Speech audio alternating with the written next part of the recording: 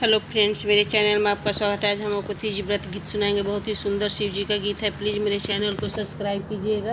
कहाँ से आवे शिव जोगिया ता हाथा में डमरू लिहले हो। ये सखी कहाँ से आवेली गौरा मैया हाथवा सिन्होरा लिहले हो। ये सखी कहाँ से आवेली गौरा मैया हाथवा सिन्होरा लिहले।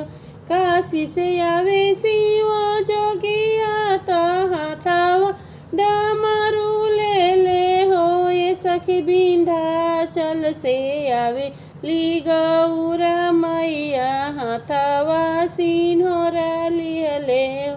ये सखी विंध्याचल से आवेली गौरा मैया हाथवा सिन्होरा लिहले।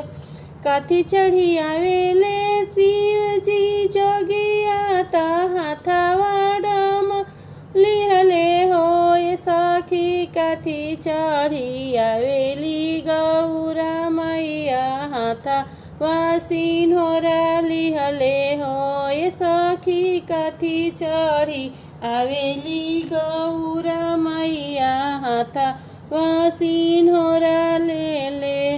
नंदी चढ़ी आवे शिव जोगिया ता हाथवा डमरू लिहले हो।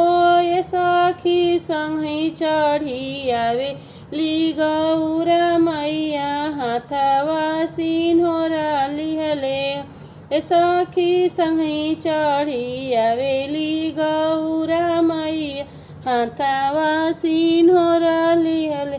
कहवा बैठबो शिव जोगिया ता हाथा में डम लिहले हो। सखी कहवा बैठबो गौरा मैया हाथ में सिन्होरा लिहले हो। ए सखी कहवा बैठबो गौरा मैया हाथ में सिन्होरा लिहले। बेदिया बैठबो शिव जोगिया ता हाथवा डमरू लिहले हो। ए सखी सतरंगी बैठबो गौरा मैया हाथ में सिन्होरा ले ले। सतरंगी बैठबो गौरा मैया हाथ में डमरू ले ले।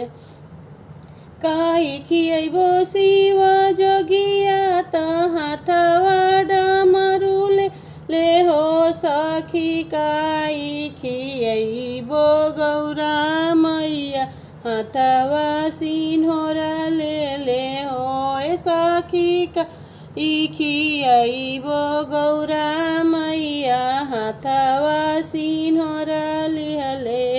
भंगिया खियबो शिव जोगिया ता हाथवा डमरू लिहले हो। ये सखी रबड़ी खियबो गौरा मैया हाथवा सिन्होरा लिहली। ए सखी रबड़ी खियबो गौरा मैया हाथवा सिन्होरा लिहली हो। कौन बर मंगबो शिव जोगिया ता हाथवा डमरू लिहले हो। सखी कौन बर मंगबो गौरा मैया हाथ में सिन्होरा लिहले। अनधन मंगबो शिव जोगिया ता हाथ में डमरू लिहले हो।